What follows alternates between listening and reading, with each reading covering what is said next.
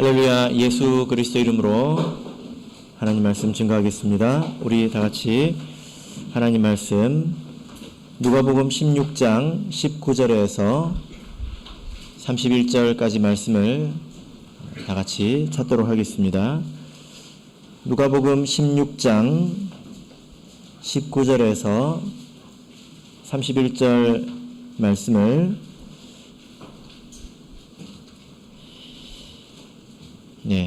저와 여러분이 한 절씩 교독하도록 하겠습니다. 누가복음 16장 19절. 한 부자가 있어 자색 옷과 고운 베옷을 입고 날마다 호화로이 연락하는데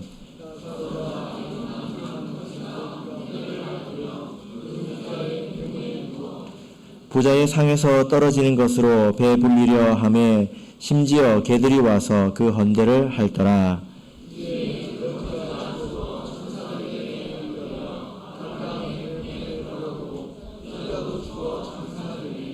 저가 음부에서 고통 중에 눈을 들어 멀리 아브라함과 그의 품에 있는 나사로를 보고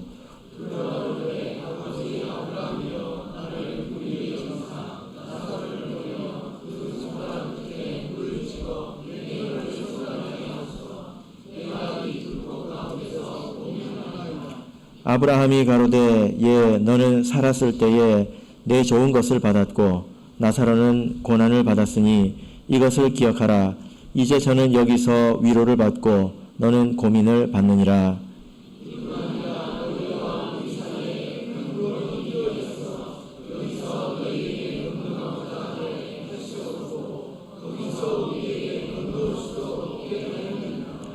가로되 그러면 구하노니 아버지여 나사로를 내 아버지의 집에 보내소서.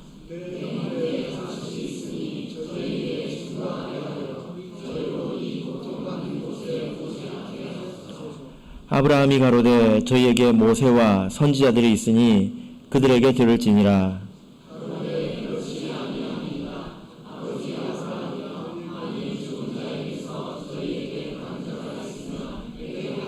같이 읽겠습니다. 가로되 모세와 선지자들에게 듣지 아니하면 비록 죽은 자 가운데서 살아나는 자가 있을지라도 고난을 받지 아니하리라 하였다 하시니라. 아멘. 네, 오늘 이 시간은 부자가 음부에 간 까닭이라는 제목으로 하나님 말씀을 증거하겠습니다. 요즘 세상을 보면 돈이라고 하는 것이 절대적인 가치 기준이 되어버린 것 같습니다. 대학 입시라든지 혹은 취업의 우선순위도 대체로 돈을 얼마나 더 많이 벌 수 있느냐, 이것이 가장 첫 번째 기준이 되는 시대가 아닌가 이렇게 생각을 해보는데요. 우리가 성경을 보면 하나님께서는 이미 사람들이 이 하나님과 돈을 이렇게 비교하고 돈을 하나님처럼 여길 것을 성경에서는 이미 말씀하고 계십니다. 예수님께서 말씀하시기를 하나님과 재물을 겸하여 섬기지 못하느니라 이렇게 말씀을 하고 있지 않습니까? 그러니까 사람의 입장에서 보자면 이 재물이라고 하는 것이 얼마나 힘이 있어 보이고 또 얼마나 매력적으로 보이느냐면 마치 하나님처럼 보인다는 것입니다. 그래서 견준다라는 것이죠. 그런데 우리가 성경을 이렇게 보면 만약에 우리가 성경을 좀 잘못 읽는다면 성경에서 마치 부자인 것 자체가 문제가 되는 것처럼 이렇게 이해할 수도 있습니다. 그러나 사실 그렇지는 않죠. 부자인 것, 부유하게 사는 것 자체가 문제가 될 수는 없지 않습니까? 그런데 성경을 읽어보면 이제 그런 표현들이 종종 등장합니다. 그런데 성경 안에 보면 괜찮은 부자들도 제법 있죠? 어떤 사람이 있습니까? 아브라함이 부자였나요? 가난했나요? 아브라함 부자였죠. 욥은 어떻습니까? 그냥 부자라고 해서는 안 되겠죠. 아주 부자죠.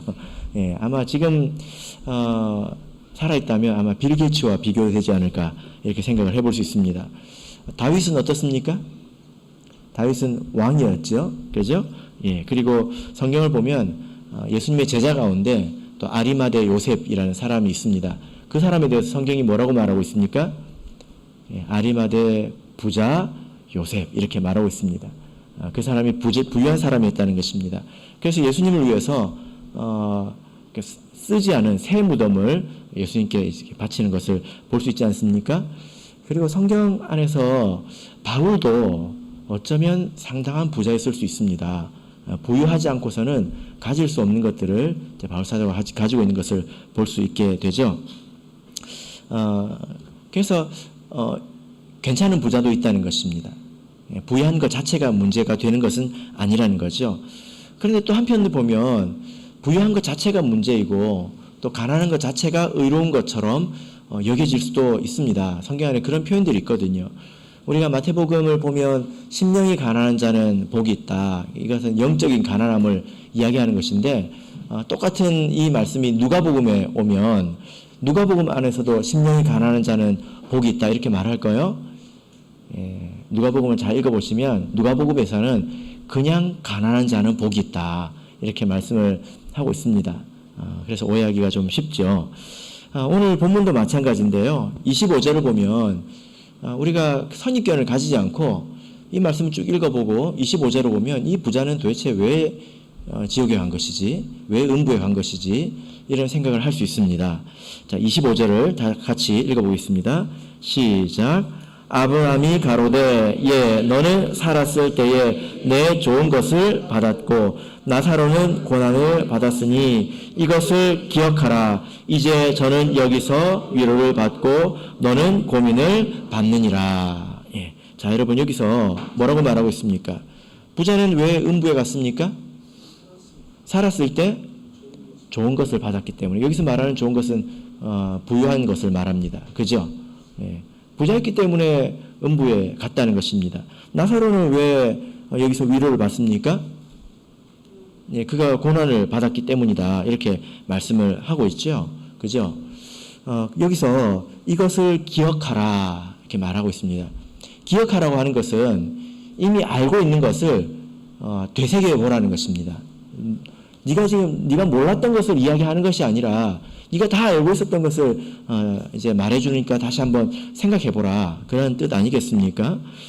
그런데 여러분, 만약에 부자라고 해서 지옥에 가고 또 가난하다고 해서 또 천국에 간다고 하면 이것은 그렇게 이제 공의로운 판결은 아니다.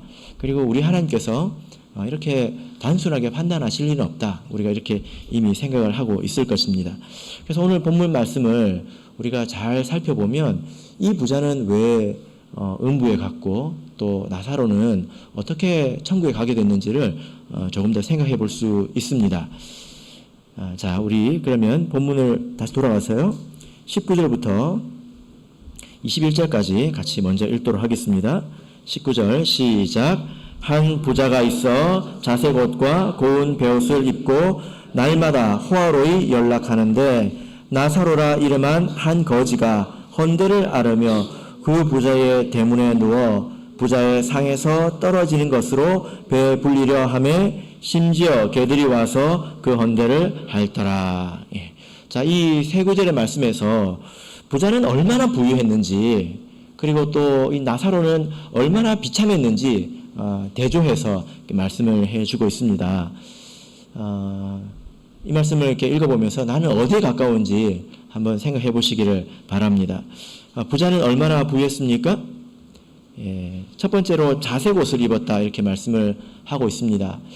이 자색 옷은 굉장히 비싼 옷입니다.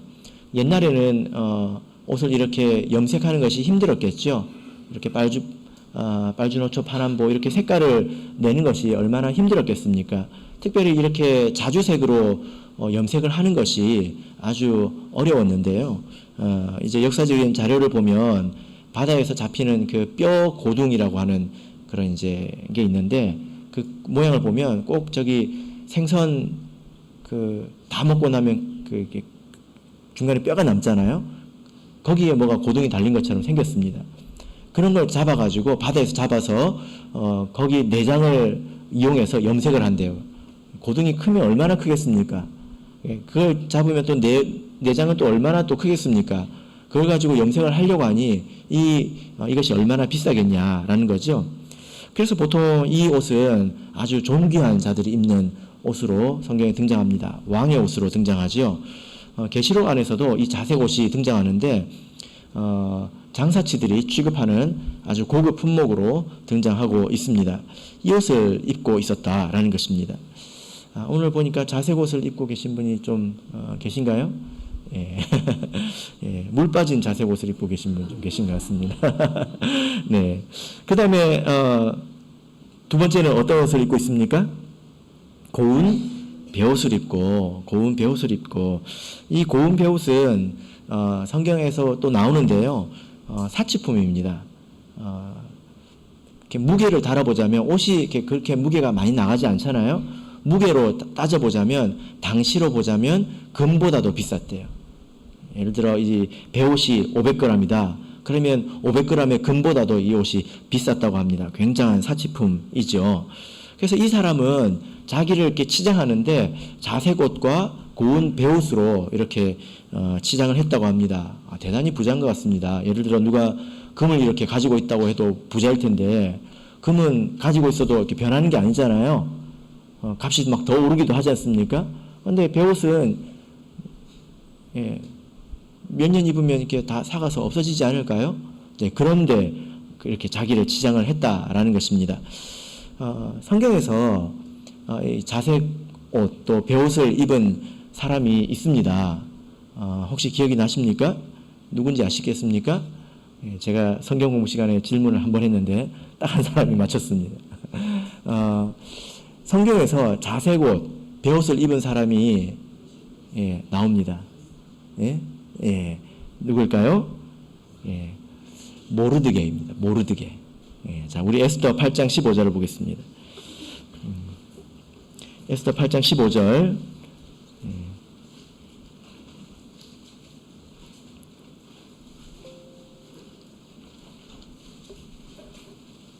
찾아보면 뭐 더 있을 수 있겠지만 이 사람이 입고 있는데요. 자, 언제 입었을까요? 자, 8장 15절. 자, 읽겠습니다. 시작. 모르드게가 푸르고 흰 조복을 입고 큰 금 면류관을 쓰고 자색 가는 배 겉옷을 입고 왕의 앞에서 나오니. 됐습니다. 자, 여기 보니까 모르드게가 이 옷을 입고 있죠. 자색으로 또 고운 베옷으로 이렇게 입고 있습니다. 이 사람이 언제 입었습니까? 이 페르시아의 왕, 당시로 보자면 세계 최고의 나라의 그 1인자가 그 사람을 마음껏 높였을 때, 그러니까 그 나라의 모든 사람보다 제일 꼭대기에 있었을 때, 그때 입은 옷이 바로 이 자색 옷입니다. 그러니까 이 성경에 등장하는 이 부자는 자기를 얼마나 높이고 싶었는지 이 옷으로 이제 자기를 치장하고 있다, 이렇게 말씀을 하고 있습니다. 그리고 이렇게 자색 옷을 입고 고운 베옷을 입고, 그리고 이 사람의 삶에 대해서도 뭐라고 말하고 있죠? 날마다 호화로이 연락하는데, 이렇게 말씀을 하고 있습니다. 날마다 호화로운 잔치를 열었다는 것입니다. 여기서 이게 연락했다라는 표현이 15장에서 바로 앞장에서도 등장하는데,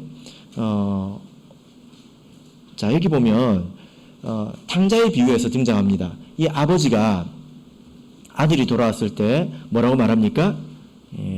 우리가 먹고 즐기자 해서 잔치를 열잖아요. 그 잔치의 메뉴가 뭐였습니까? 송아지 고기였습니다. 제일 귀한 고기였고, 그리고 그 잔치의 그 소리가 집 밖으로 막 울려 나오지 않았습니까? 그런 잔치를 말합니다. 거기서 쓰인 단어가 여기서도 쓰이고 있습니다. 그러니까 이 부유한 자의 삶에 대해서 정말 비싸고 귀한 옷으로 자기를 치장했고, 그리고 날마다 이렇게 화롭게 이렇게 화려한 잔치를 열었습니다. 집 밖으로 소리가 다 새어나갈 정도로 이렇게 큰 잔치를 열었다라는 것입니다. 자, 이렇게 말씀을 듣고 볼 때 여러분은 부자입니까? 여러분은 부자입니까? 기호형제 부자입니까? 아닙니까? 제가 왜 이렇게 물어볼까요?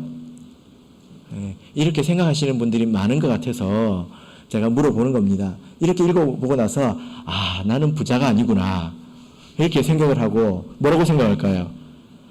나는 이 사람처럼 부자가 아니라서 다행이다. 나는 이 사람처럼 음부에 가지는 않겠네. 이렇게 생각을 한다는 것입니다.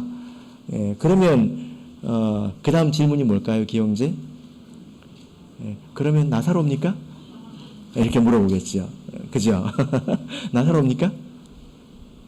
그럼 정체가 뭡니까? 부자도 아니고 나사로도 아니고 뭡니까? 예. 자, 만약에 우리가 이렇게 읽는다면 나에게 좀 유리하게 말씀을 읽는 것 아닐까요? 자, 반면에 나사로는 어떻게 살고 있는지 한번 보겠습니다. 자, 나사로의 삶에 대해서 20절, 21절 두 구절에서 말씀을 하고 있는데 특이한 점은 이 부자의 이름은 밝히고 있지 않지만 나사로의 이름은 밝히고 있다는 것입니다. 나사로. 예, 나사로는 사실 구약 성경에 등장하는 인물인데요. 구약 성경에서는 이름이 엘르아살, 엘리에셀 이런 이름으로 등장합니다. 이것이 신약으로 오면서 그 언어가 바뀌잖아요. 히브리어에서 헬라어로. 그러면서 음역한 것입니다. 그래서 이 이름의 본래 뜻이 뭐냐면은 하나님이 도우신다 이런 뜻입니다. 이름 뜻이 좋죠. 하나님이 도우신다 이런 뜻이 되겠습니다. 하나님께 소망을 두고 있는 그런 이름이라는 거죠. 자, 이렇게 하나님께서 나를 도우신다, 하나님이 나의 도움이시다 이런 이름을 가지고 있지만 그의 실제 삶의 모습을 보면 어떤가요? 여기서 몇 가지로 그의 삶의 비참함에 대해서 이렇게 말씀을 하고 있는데 첫 번째가 무엇입니까? 예, 그에 대해서 거지라고 말하고 있습니다. 거지. 예, 거지는 가진 것이 없는 거죠. 그죠? 그리고 두 번째로는 헌대를 앓으며 이렇게 말하고 있습니다. 상처가 낫지 않은 그런 상태라는 거죠. 그래서 이 나사로가 가진 고통이 뭐냐면은 육신적인 그런 고통의 문제가 있었다는 것입니다. 몸이 아팠다라는 거죠. 그리고 이 사람이 어디 있었습니까? 예, 그 부자의 대문에 누워 있었다 이렇게 말씀을 하고 있습니다. 여기서 말하는 이 대문이라고 하는 것은 그냥 일반적인 그 문을 말하는 것이 아니라 아주 높은 문, 큰 문, 이것을 말합니다. 그래서 아마도 이 나사로가 이렇게 그 부자의 집 앞에서 어떤 생각을 했을까? 여러 가지 생각이 이렇게 들었겠죠. 그죠? 상대적인 박탈감. 왜 이 사람은 이렇게 부유한데 나는 이 집에서 얻어먹는 사람이었는가? 이런 생각을 했을 수 있다라는 것입니다. 이 사람이 거기에 있었던 이유가 무엇입니까? 21절을 보면 부자의 상에서 떨어지는 것으로 배를 불리려 했다. 배를 불리기를 간절히 원했다는 뜻입니다. 이 말은 배를 불리는 것이 쉽지 않았다는 거예요. 부자의 집에서 날마다 호화롭게 잔치를 했지만 나사로가 거기서 나오는 것으로 충분히 먹을 수가 없었다는 것입니다. 먹으려고 했는데 잘 안 됐다는 거예요. 이런 뜻입니다. 심지어 거기에 있었을 때 어떤 일이 있었습니까? 개들이 와서 헌대를 핥았다 이렇게 말씀을 하고 있습니다. 우리 신약 성경 안에서 이 개가 두 종류 개가 있습니다. 진돗개하고 뭐 이게 있는 게 아니고요. 개라는 단어가 그 종류가 두 개가 있는데 하나는 어떤 단어냐면 자녀의 상에서 떨어지는 것으로 배불리는 개. 이건 뭐 강아지 집에서 기르는 개이죠. 그래서 성경에 보면 짖지 않는 개라는 표현이 있는 것으로 봐서 아마도 이 개는 좀 부정한 그런 짐승에 속하지만 집을 지키거나 이런 용도로 키웠던 것 같습니다. 그래서 집에서 기르는 개가 있었습니다. 이게 하나의 종류고요. 두 번째 개는 돼지와 함께 비교되는 부정한 짐승, 떠돌이 개가 있습니다. 그래서 이 개는 찢어서 상하게 하는 그런 개라고 성경에서 말씀을 하고 있는데요. 몇 번째 개일까요? 개들이 와가지고 이렇게 헌대를 막 핥아줄 때 얼마나 불쌍하면 개가 와가지고 막 핥아가지고 침 발라주는 걸까요? 그렇지 않습니다. 여기서 나오는 이 개는 찢어서 상하는 그런 개입니다.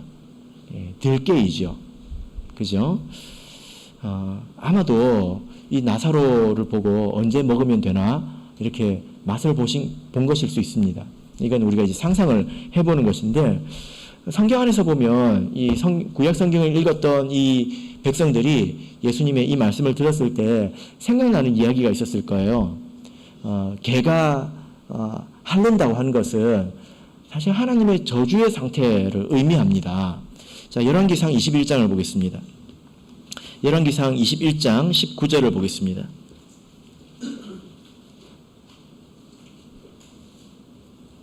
열왕기상 21장 19절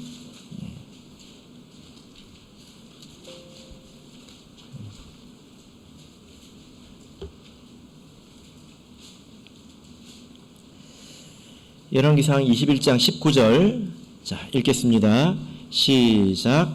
너는 저에게 말하여 이르기를 여호와의 말씀이 내가 죽이고 또 빼앗았느냐 하셨다 하고 또 저에게 이르기를 여호와의 말씀이 개들이 나봇의 피를 핥은 곳에서 개들이 내 피 곧 내 몸의 피도 핥으리라 하셨다 하라. 예. 자, 여기 보니까 개가 피를 핥는 장면이 나오는데 이 장면이 어떤 내용에서 나오죠? 예. 아합 왕이 나봇의 포도원을 뺏었을 때 하나님께서 그것을 아시고 진노하셔서 엘리야 선지자를 통해서 저주하시는 그런 장면입니다. 아합이 죄를 지었기 때문에 하나님께서 저주했다는 것입니다. 그 저주받은 사람이 내 몸에 피를 핥을 것이다. 이렇게 말씀을 하고 있지 않습니까? 그러니까 이 나사로는 그 나사로가 받았을 고통에 대해서 한번 생각을 해보십시오. 사실 모든 것이 좋아도 몸이 아프면 또 컨디션이 안 좋으면 견디기가 힘들지 않습니까? 그죠? 근데 그 고통이 있는 것뿐만이 아니라 왜 나는 저 사람은 저렇게 행복하게 사는데 나는 이렇게 비참하게 살아야 되는가? 나는 이렇게 주변에서 돌봐주는 사람도 없이 나는 왜 이렇게 태어나서 이렇게 살아야 되는가? 이런 마음이 있을 수도 있다는 것입니다. 그런데 사실 몸이 아프고 또 마음이 또 괴롭다 하더라도 하나님께서 자기를 이렇게 복 주신다는 생각을 들고 하나님께서 다 아신다는 그런 이제 증거들이 있으면 위로받을 수 있거든요. 근데 개들이 와서 이 사람을 핥고 있다는 것입니다. 어떤 생각이 들겠습니까? 어쩌면 내가 정말 하나님의 백성이 맞나? 하나님께서 정말 나의 하나님이 맞는가? 이런 의심이 들 수 있는 그런 상태이지 않습니까? 정말 하나님이 나를 사랑하시는 것이 맞는가? 이렇게 생각할 수 있다라는 것입니다. 여러분은 나사로이십니까? 여러분은 부자이십니까? 아니면 나사로입니까? 누구입니까? 자, 이 두 사람이 인생을 이렇게 마치죠. 자, 본문으로 돌아가겠습니다. 자, 22절을 보겠습니다. 22절. 자, 22절 읽겠습니다. 시작. 이에 그 거지가 죽어 천사들에게 받들려 아브라함의 품에 들어가고 부자도 죽어 장사되매. 자, 두 사람이 다 죽었다 이렇게 말씀을 하고 있습니다. 살았을 때는 이 가난한 자와 또 죽은 자의 삶을 비교할 수가 없었는데요. 그러나 이 죽었다라는 말은 이 두 사람에게 공통되게 사용이 되고 있습니다. 사람이 이렇게 한번 죽는 것은 피할 수 없는 것이죠. 그죠? 그 이후에 이 부자가 간 음부가 어떤 곳인지 또 나사로가 간 나고는 어떤 곳인지 아브라함의 품은 어떤 곳인지를 대략 말씀을 해주고 있는데요. 오늘 우리가 좀 관심을 둘 부분은 이 부자는 무엇 때문에 음부에 가게 되었는가 라는 점입니다. 이 사람이 어떤 특별한 죄를 지었을까요?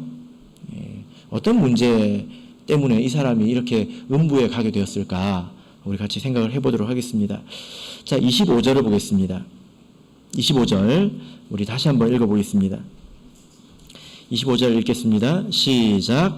아브라함이 가로되 예 너는 살았을 때에 내 좋은 것을 받았고 나사로는 고난을 받았으니 이것을 기억하라. 이제 저는 여기서 위로를 받고 너는 고민을 받느니라. 예. 자, 여러분 25절에서 중요한 표현이 무엇일까요?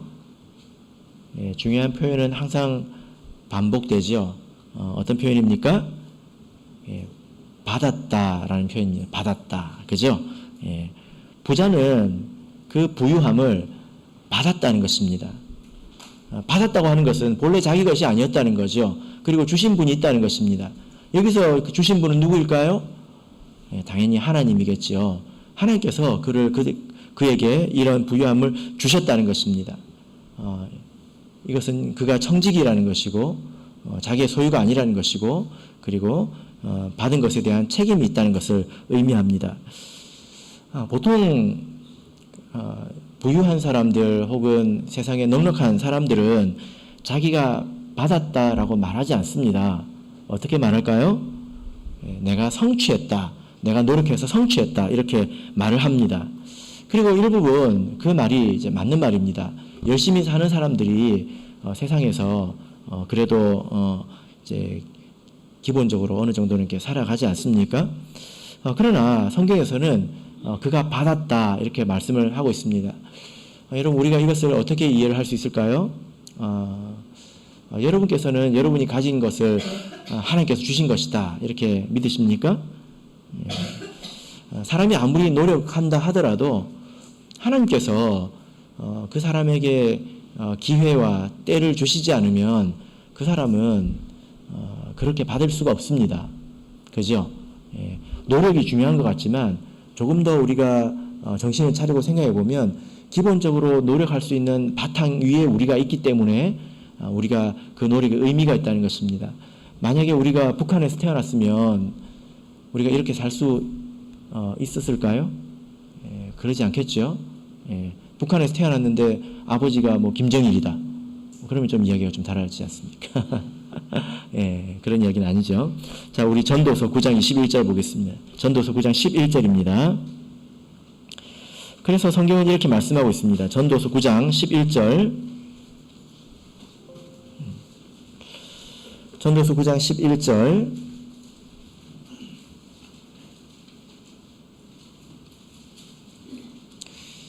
자, 읽겠습니다. 시작. 내가 돌이켜 헤아려서 보니 빠른 경주자라고 선착하는 것이 아니며 위력자라고 전쟁에서 승리하는 것이 아니며 지혜자라고 식물을 얻는 것이 아니며 명철자라고 재물을 얻는 것이 아니며 기능자라고 은총을 입는 것이 아니니 이는 시기와 우연히 이 모든 자에게 임함이니라.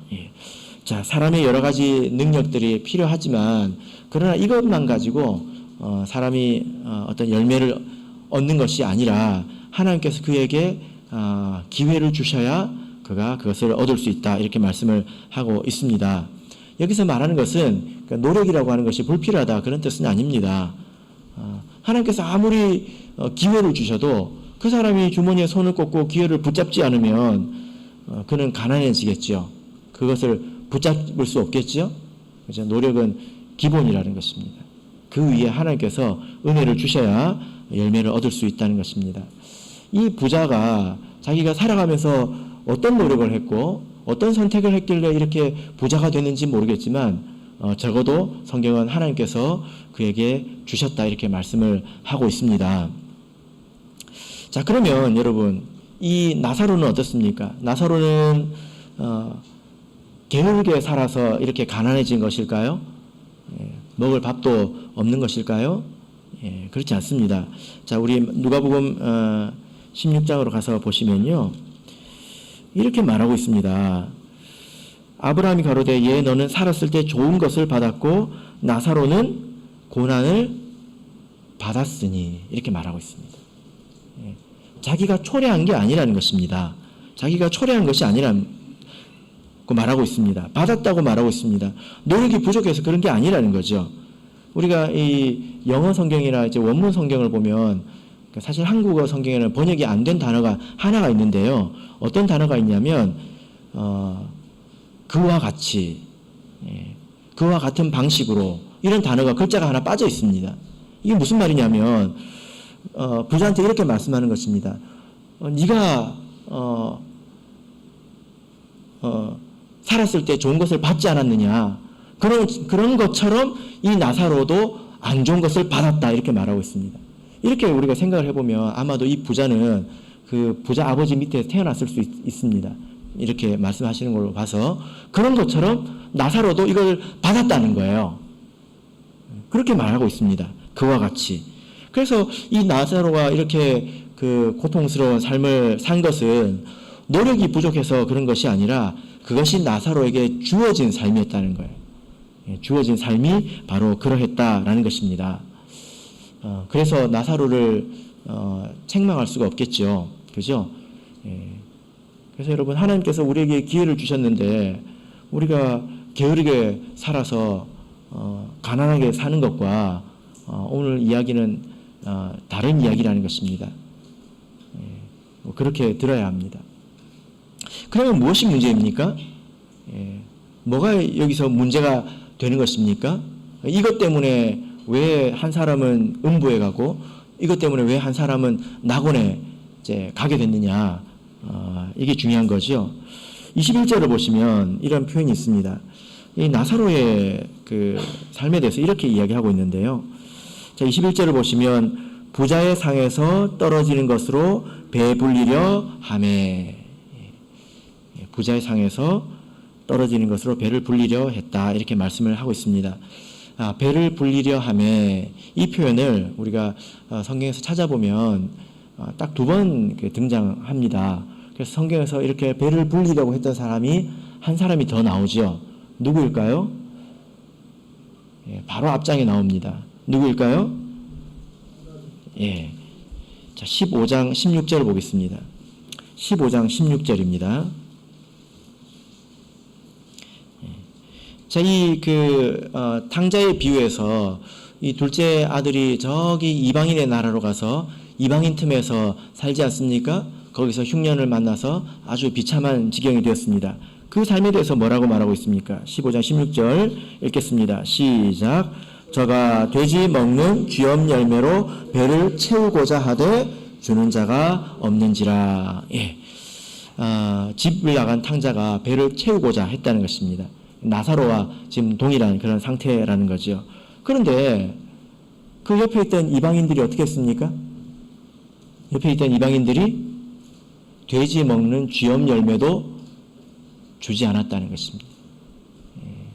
자, 여러분, 우리가 이게 누가복음을 보면 15장에 이르러서 그 잃은 양에 관한 비유가 나오고 또 드라크마의 비유가 나오고 또 잃은 아들의 비유가 이렇게 나오는데, 이 말씀이 16장까지 부자와 나사로의 비유까지, 이 비유가 사실은 주제가 계속 이어지고 있습니다.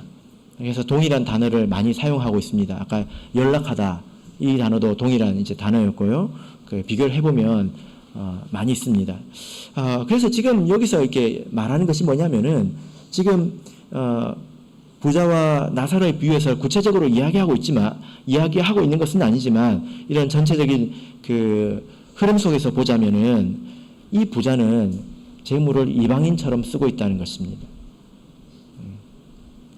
이 탕자가 이방 나라에 가서 배를 불리려고 했을 때 이방 나라 사람들이 그를 이방인으로 여기고 먹을 것을 주지 않았습니다. 근데 그와 같이 누가 하고 있습니까? 이 부자가 하고 있다는 거예요. 이게 문제라는 것입니다.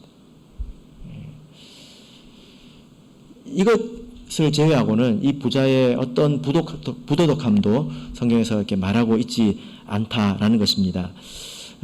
재물을 이방인처럼 사용하고 있다는 것입니다. 그러면서 자기 문 앞에 있는 자기 형제를 돌보지 않았다는 거죠. 이 부자도 하나님을 믿는 사람이고, 그리고 이 나사로도 하나님을 믿는 사람입니다. 그죠? 다 하나님을 믿는 하나님의 백성들입니다. 서로 믿음 안에서, 하나님 안에서 형제라는 것이고, 친족이라는 것이죠. 그러면 이 형제 관계에서는 어떤 문제가 생깁니까? 어떤 관계가 형성이 됩니까? 자, 마태복음 25장을 보겠습니다. 마태복음 25장 40절을 보겠습니다. 마태복음 25장 40절.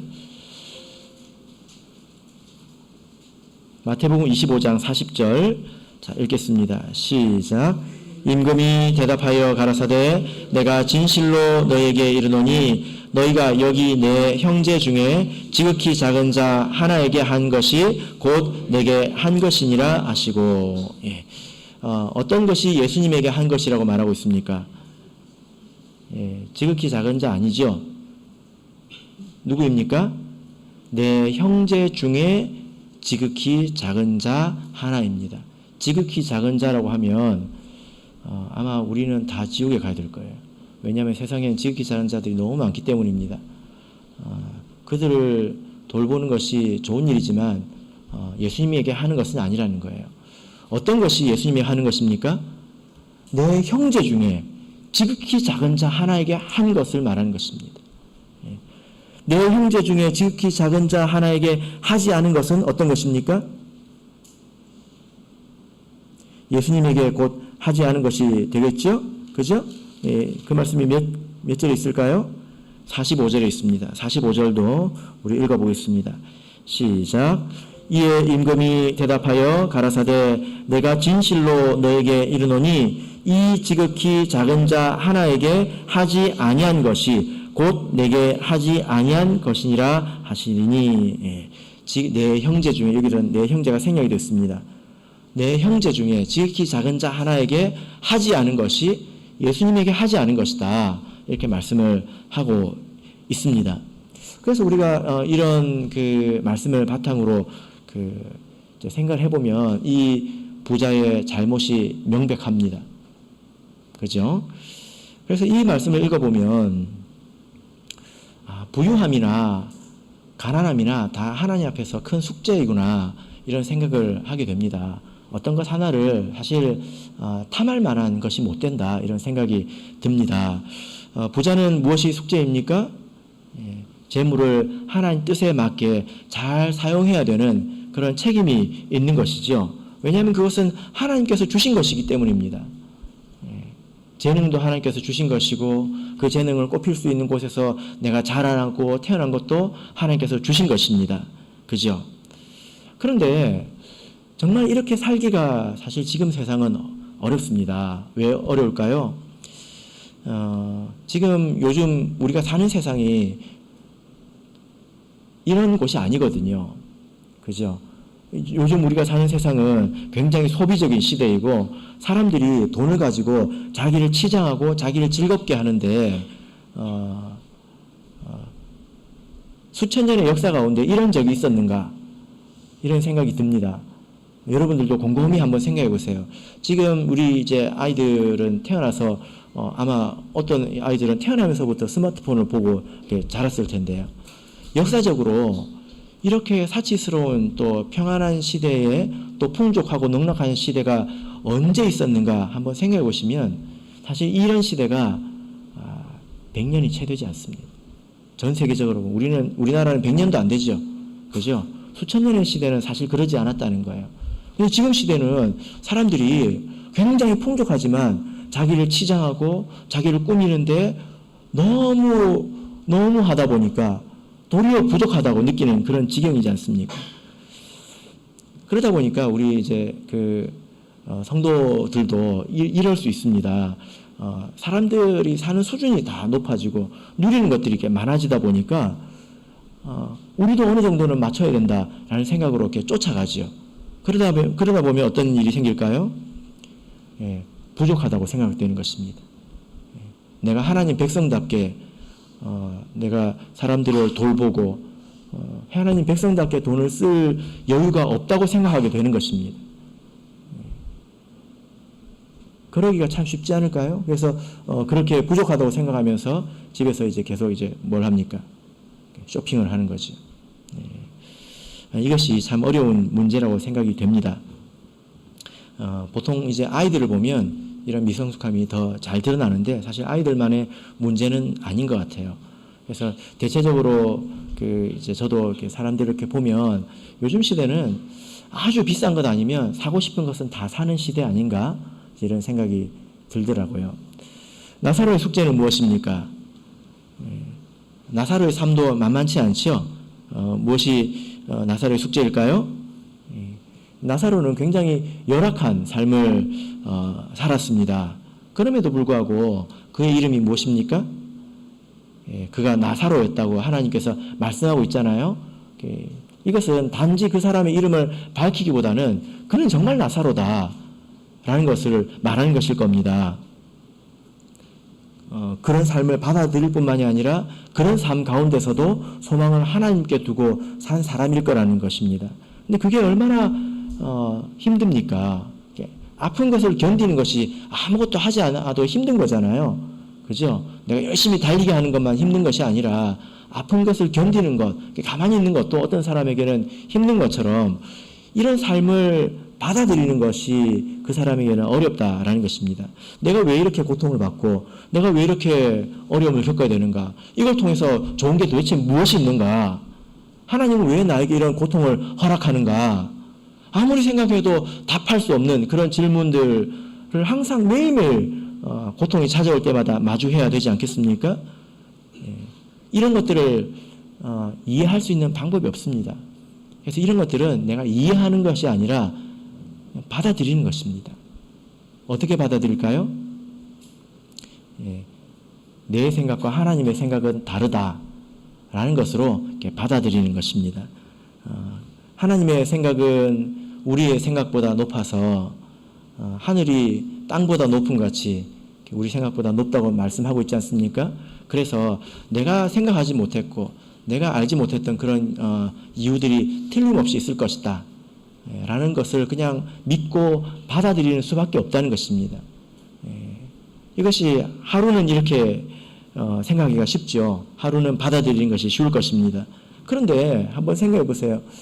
이 나사로는 죽는 순간까지 비유 속의 이야기지만 이 나사로가 실존 인물이라면 나사로가 욥기를 읽었을 텐데 욥기와 같은 그런 기적이 내 삶에는 언제 일어날까?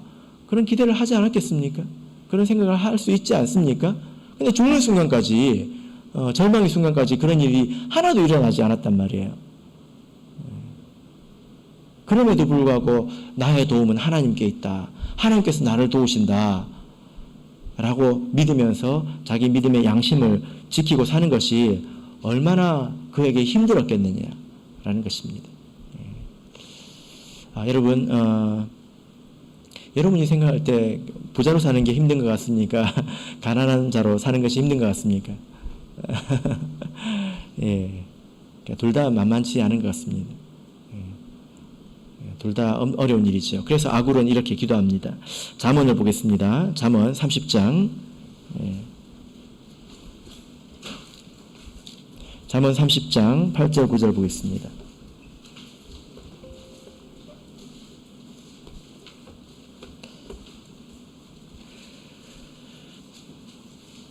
잠언 30장 8절 9절 우리 같이 읽겠습니다. 시작. 곧 허탄함과 거짓말을 내게서 멀리 하옵시며 나로 가난하게도 마옵시고 부하게도 마옵시고 오직 필요한 양식으로 내게 먹이시옵소서. 혹 내가 배불러서 하나님을 모른다 여호와가 누구냐 할까 하오며 혹 내가 가난하여 도적질하고 내 하나님의 이름을 욕되게 할까 두려워함이니이다. 자, 여기 이 말씀을 보면 그 아굴이 이렇게 기도하고 있죠. 나로 부하게도 마옵시고 가난하게도 하지 말아 주십시오 라고 말하고 있습니다. 가난의 기준이 뭐죠? 여기서 필요한 양식으로 내게 먹이시옵소서 이렇게 말하고 있습니다. 필요한 양식으로 내게 먹이시옵소서. 그러니까 먹을 것이 있으면 그것은 가난이 아니라는 거죠. 그죠? 예. 그래서 만약에 이런 말씀을 보자면 어쩌면 우리 지금 이 시대의 그 사람들은 이 나사로의 그 어려움보다는 부자의 어려움을 겪고 있을 가능성이 더 많습니다. 부자는 어떤 어려움이 있습니까? 내가 배불러서 하나님을 모른다. 여호와가 누구냐? 이렇게 말하기가 쉽다는 것입니다. 저는 절대 그렇게 말하지 않는데요. 여러분 그런데요. 우리가 자만해서는 안 됩니다. 부자는 이렇게 되기가 쉽다고 성경에서 말하고 있지 않습니까? 우리가 그렇게 되기가 쉽다는 것입니다. 그래서 오늘 본문을 보면 부자의 살았을 때 삶에 대해서 생각해 볼 수 있는데요. 자, 본문으로 돌아오겠습니다. 누가복음 16장 27절부터 보겠습니다. 자, 27절부터 31절까지를 보시면 이 부자가 그 살아있는 자기 가족들을 위해서 그 구하고 있지 않습니까? 이 살아있는 가족들의 상태를 보면 이 부자도 이랬을 것이라고 우리가 유추할 수 있습니다. 자, 부자가 지금 살아있는 가족들을 걱정해서 무엇을 요청하고 있습니까?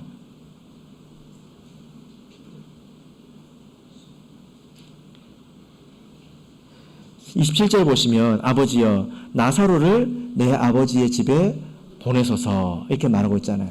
죽은 나사로를 다시 살리셔서 좀 보내달라는 것입니다. 이건 기적을 말하는 것입니다. 그렇게 말하면 그들이 들을 것이다. 요청하는 게 뭐죠? 28절 내 형제 5이 있으니 저희에게 증거하게 하여 나사로를 보내서 증거하게 해주십시오. 이렇게 말하고 있습니다. 증거하게 해달라. 이 증거하다라는 말은 이게 그 다른 성경에서 보면 엄히 명령하다, 밝히 증거하다 이런 표현으로 번역이 되고 있습니다. 아주 강조하는 말이에요. 나사로가 가가지고 무엇을 말하는 것입니까? 지옥에 있는 네 형님을 봤다. 그리고 하나님이 산자와 죽은 자를 다 심판하신다. 너희들처럼 살면 다 형님처럼 된다. 이렇게 엄하게 좀 꾸짖어 달라. 이렇게 부탁을 한 것입니다. 나사로를 보내셔서 그러면 들을 것이다. 이렇게 말하고 있지 않습니까? 그런데 이 아버지가 뭐라고 이야기를 합니까? 이 비유 속의 아버지가 거절을 하죠. 29절 보면 뭐라고 말합니까? 저희에게 모세와 선지자들이 있으니 그들에게 들을지니라. 그들에게 들으라는 것입니다.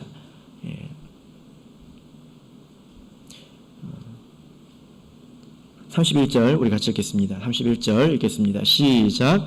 가로되 모세와 선지자들에게 듣지 아니하면 비록 죽은 자 가운데서 살아나는 자가 있을지라도 권함을 받지 아니하리라 하셨다 하시니라. 예.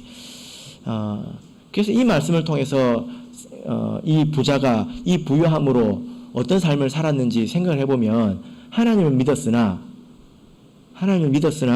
그러나 그가 하나님 말씀에 귀를 기울이지 않았다는 것을 알 수 있습니다.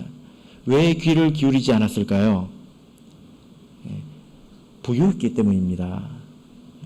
부유했기 때문이죠. 부유한 사람들은 자기 삶에 대한 확신이 있습니다. 이렇게 하면 돼, 저렇게 하면 돼 하는 그런 확신이 있습니다. 자기 자신을 믿기 때문에 다른 데서 그렇게 애타게 답을 찾지 않습니다. 이게 일반적인 태도입니다. 내가 자녀는 어떻게 키워야 될까? 내가 이런 일은 어떻게 해야 될까? 열심히 답을 찾지 않는다는 거예요. 자기가 자신이 있다는 것입니다. 그런 태도가 신앙에까지 이어져서 하나님 말씀을 들을 때 어떻게 듣습니까? 흘려 듣고 넘겨버린다는 거죠. 그죠? 그렇게 되기가 정말 쉽다라는 것입니다. 만약에 인생에 어려움이 있고 고통이 있으면 하나님 말씀 속에서 답을 찾고 응답을 받기 위해서 열심히 귀를 열고 노력을 할 텐데 이 부자는 그렇게 하지 않았다는 것입니다. 이 말이 어떤 말입니까? 내가 하나님을 모른다. 여호와가 누구냐? 이 말이 바로 이 부자에게서는 이런 방식으로 드러났다라는 것입니다. 그러니 우리에게 있는 이 재물이 부유하게 된다면 이것이 도리어 우리가 믿음으로 감당하지 못할 때는 어떻게 됩니까? 우리의 귀를 막아버리게 된다라는 것입니다. 어쩌면 지금 나에게 생명이 되고 지금 나에게 나를 구원할 수 있는 그 말씀도 땅바닥에 던져버리는 그런 일이 생길 수 있다는 것입니다. 여러분 그래서요 우리가 마음을 열고 내 마음을 낮추고 하나님 말씀을 우리가 들을 수 있어야 합니다. 부유한 사람은 부유하기 때문에 말씀을 잘 안 들을 수 있고요. 가난한 사람은 가난해서 말씀을 잘 안 들을 수 있습니다. 왜 그렇지요? 내가 지금까지 열심히 신앙생활을 했는데 이게 뭐냐? 말씀을 사실 제대로 안 들은 거죠. 그런 생각으로 다 말씀을 잘 안 들을 위험 가운데 있다는 것입니다. 그래서 우리는 이런 말씀을 바탕으로 우리가 하나님을 향해서 말씀을 향해서 부드러운 마음을 가지고 자기 자신을 낮추어서 말씀을 잘 받아들여야 되겠습니다. 우리는 이 음부에 가지 말아야 되겠죠. 여러분 이 음부에 대해서 어떻게 묘사하고 있는지 한번 보시기를 바랍니다. 이 음부가 어떤 곳입니까? 물 한 방울의 자비도 없는 곳입니다. 물 한 방울의 자비도 없습니다. 지금도 아마 어디 가게 가서 물 한 잔 달라고 하면 줄 겁니다. 그죠? 한 잔이 아니라 뭐 한 컵도 더 많이도 주겠죠. 그죠? 그런데 이 음부는 어떤 곳입니까? 한 방울의 자비도 없는 곳으로 이렇게 등장하지 않습니까? 우리가 아시는 것처럼 이 음부는 이제 지옥이 되어서 영원합니다. 시간이 없는 그런 곳이 되어버린다는 것입니다. 들어가면 나올 수 없는 곳이기 때문에 지금 우리의 삶을 우리가 잘 살아야 되겠다 이런 생각을 하게 됩니다. 제일 불쌍한 사람이 누구일까요? 제일 불쌍한 사람은 가난한데 부해지려고 하는 사람 아닐까 싶습니다. 자, 우리 디모데전서 6장을 보겠습니다. 디모데전서 6장 9절 10절 디모데전서 6장 9절 10절 읽겠습니다. 시작. 부하려 하는 자들은 시험과 올무와 여러 가지 어리석고 해로운 정욕에 떨어지나니 곧 사람으로 침륜과 멸망에 빠지게 하는 것이라. 돈을 사랑함이 일만하게 뿌리가 되나니 이것을 사모하는 자들이 미혹을 받아 믿음에서 떠나 많은 근심으로써 자기를 찔렀도다. 부자가 부자로 살다가 음부에 갔습니다. 나사로는 그것을 믿음으로 받아들여서 낙원에 갔습니다. 어떤 사람이 가난한데 이렇게 부유해지려고 한다면 그 사람이 제일 불쌍한 사람이지 않습니까? 왜 그렇습니까? 부하려 하기 때문에 스스로 시험과 올무와 여러 해로운 정욕에 떨어져서 침륜과 멸망으로 빠지게 된다고 말하고 있습니다. 그 마음이 결국 자기를 찌른다 이렇게 말하고 있지 않습니까? 그래서 우리가 열심히 살아서 정직하게 열심히 살아서 하나님께서 주시는 것으로 만족하고 감사하고 그것으로 선하게 활용하고 살면 사실 그뿐인 것입니다. 오늘 말씀을 통해서 우리 모든 성도님들께서 재물을 잘 사용하는 것으로 하나님께 책망을 받지 않고 칭찬을 받게 되시기를 예수 그리스도 이름으로 축복합니다.